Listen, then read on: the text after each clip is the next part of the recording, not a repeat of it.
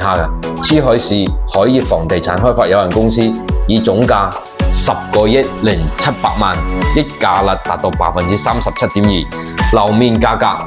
20,260蚊一平方，一舉攞低含超過8間大房企90個回合嘅激烈評價。中海呢個名你哋一定聽講過，係房內龍頭，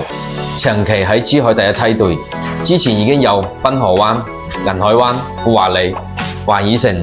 嘅代表項目。呢次無論係資金同開發經驗都夠晒馬力。點解睇好呢塊地呢？除咗地電靚，隔離就係體育中心、梅華公園、香洲話發商都容積率只得1.8%，將來會係低密度嘅板樓，甚至係疊墅。最緊要呢塊地被納入珠海4化新型住宅試點，要求就是唔低於智慧住宅3星級建造，甚至連3米乘3米嘅無人機投遞平台都要2樓。呢啲標準已經超以前嘅普通樓盤。更加值得留意嘅係，珠海6大部門喺4月聯合推出嘅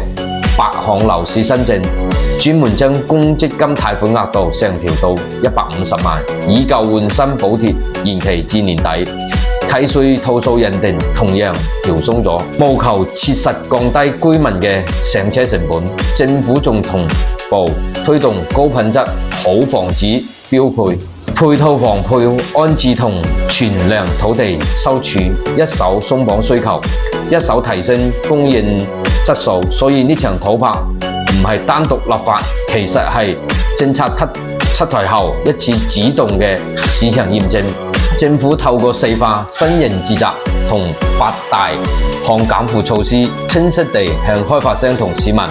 傳遞緊鋪真係要負責、優質市場嘅態度。呢個對置業同換樓嘅客戶嚟講，反而係食住政策風聲嘅好時機。趁公積金上額高、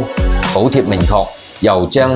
眼光望住呢類標杆地鐵，仲有半分鐘嘅，我簡單總結下。今日土拍唔單係單一嘅刺激，而係配套珠海政策俾你睇到